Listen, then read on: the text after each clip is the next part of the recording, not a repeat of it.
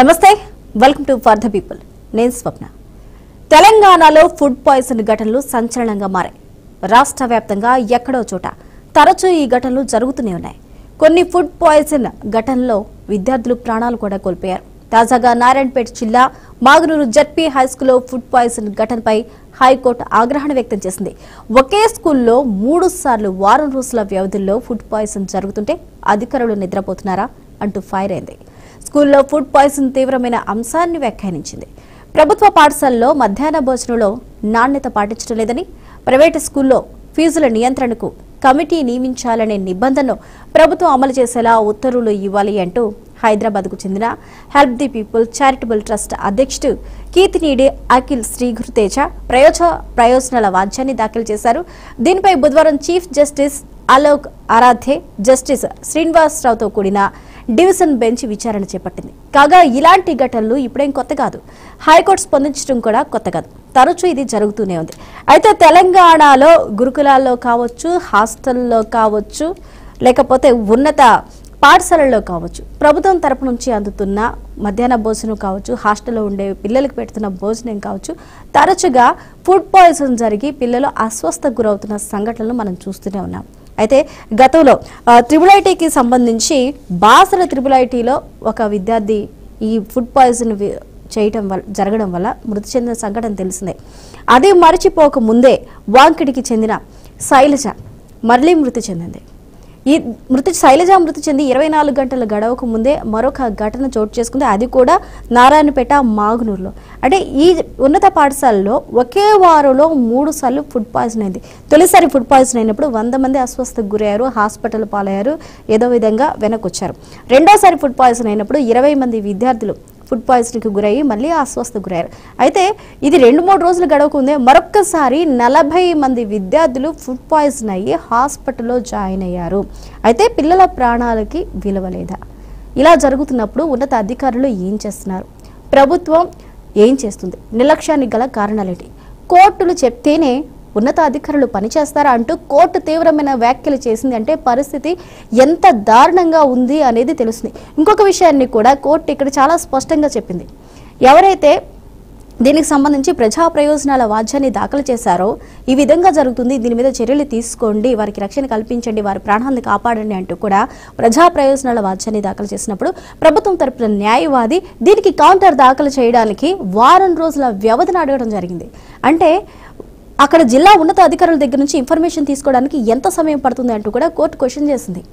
Non bailable warrant జారీ చేస్తే 5 నిమిషాల్లో మీ ముందుంటారు, హాజరవుతారు అని హైకోర్టు వాదించింది. అంటే చెప్పింది అంటే ఈ తీవ్రత ఏ స్థాయిలో ఉంది, అధికారుల నిర్లక్ష్యం ఏ స్థాయిలో ఉంది. మరి 3 లక్షల కోట్ల బడ్జెట్ అని తెలంగాణ చెప్పుకుంటూ ఉంది. మరి ఇందులో వచ్చిన బడ్జెట్లో ఉన్న నిధులు ఏమైపోయాయి? పిల్లల పరిస్థితి ఈ విధంగా ఉంటే అధికారులు ఇప్పటివరకు ఒక సమీక్ష కూడా నిర్వహించలేదు. మరి ఎందుకు సమీక్షలు నిర్వహించట్లేదు? మరొక వైపు బీఆర్ఎస్ నేతలు దీన్ని ఖండిస్తున్నారు, నిరసనలు చేస్తామని చెప్తున్నారు. అయితే ముందస్తు అరెస్టులు, నిరసనలని ఆపే ప్రయత్నాలు కూడా చేస్తుంది. అయితే అసలు మొత్తానికి ఏం జరుగుతుంది? కనీసం చిన్నపిల్లల ప్రాణాలు కూడా రక్షణ ఇవ్వలేని పరిస్థితిలో ప్రభుత్వం ఎందుకుంది? నిర్లక్ష్యం ఎక్కడుంది? ఇదే అంశం గురించి ప్రస్తుతం మనతో పాటు మాట్లాడడానికి జూమ్ లైవ్ లో మనకి పొలిటికల్ అనలిస్ట్ ఉప్పల లక్ష్మణ్ గారు, అదేవిధంగా బీఆర్ఎస్ నాయకులు బొమ్మెల రామ్మూర్తి గారు ఉన్నారు, అదేవిధంగా బీజేపీ విఠల్ గారు ఉన్నారు. మరి కాసేపట్లో మనకి కాంగ్రెస్ నాయకురాలు సంధ్యారెడ్డి గారు కూడా యాడ్ అవుతారు. అందరికీ నమస్కారం అండి. నమస్కారం. ముందుగా రామ్మూర్తి గారు వరుస ఫుడ్ పాయిజన్ గురుకులాల్లో కావచ్చు, హాస్టల్లో కావచ్చు, ఉన్నత పాఠశాలలో కావచ్చు, ఇది అది అని డిఫరెన్స్ లేకుండా ఇటీవల కాలంలో వరుసగా పిల్లలు అస్వస్థకు గురవుతున్నారు. ఇక్కడ ఇంకో అంశాన్ని కూడా మనం ప్రస్తావించాలి.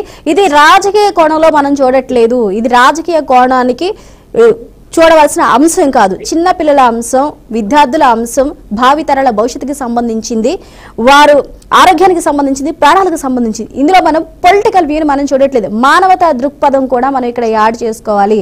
పిల్లల ప్రాణాలు ఈ విధంగా పోతుంటే ప్రభుత్వాలు ఏం చేస్తున్నాయి? ఒకే చోట వారంలో 3 సార్లు ఫుడ్ పాయిజన్ అయింది అంటే ఏంటి అర్థం?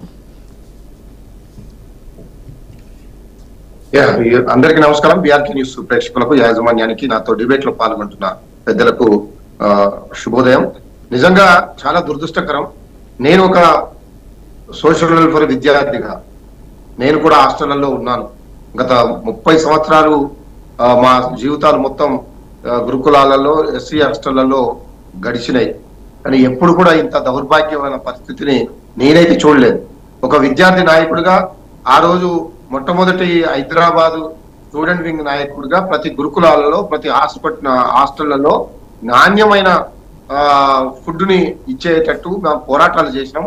బ్రహ్మాండంగా అప్పుడు ఆ రోజున్న ప్రభుత్వాలు వాళ్ళకున్న పరిస్థితిలో అప్పుడున్న ప్రభుత్వాలు చాలా బ్రహ్మాండంగా ఎస్సీ ఎస్టీ బీసీ మైనార్టీ గురుకులాల్లో కానీ మైనార్టీ హాస్టళ్లలో కానీ వాళ్ళ శక్తి మేరకు బ్రహ్మాండంగా చూసుకునేవారు. కానీ ఈ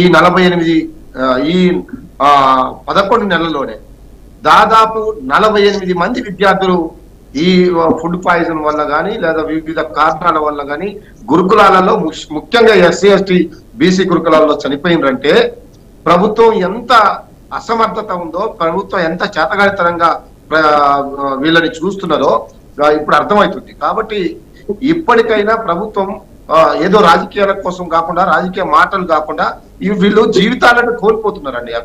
అక్కడ భారత పౌరులుగా తీర్చిదిద్దాల్సిన స్కూళ్ళు ఈ రోజు శవాల దిబ్బగా మారే పరిస్థితి దాపరించిందంటే రోజు రోజుకు ఏ హాస్పిటల్కి పోతారో తెలియలేని పరిస్థితిలో ఈ ప్రభుత్వం ఉందంటే ఇప్పటి వరకు విద్యాశాఖ మంత్రి లేడు. ఆ శాఖని కూడా ముఖ్యమంత్రి చూసుకుంటున్నాడు. కాబట్టి ముఖ్యమంత్రి దీనికి బాధ్యత వహించాలి. ఇప్పటికైనా ఒక ఉన్నత స్థాయి కమిటీ వేయాలి. వేసి ఎక్కడ ఏం జరుగుతున్నది, ఒకప్పుడు కేసీఆర్ గారు 10 ఏళ్లలో ఇదే గురుకుల పిల్లల్ని దాదాపు ఎవరెస్ట్ శిఖరం ఎక్కే అంత గొప్ప నాయకులుగా తయారు చేస్తే ఈ 11 నెలల్లోనే దాదాపు 48 మంది విద్యార్థులు చనిపోయినరంటే ఈ ప్రభుత్వం ఎస్సీ ఎస్టీ బీసీ విద్యార్థుల పట్ల ఎంత దుర్భరమైన వైఖరి ఉన్నది, ఎంత నిష్ఠూరమైన వైఖరి ఉన్నదో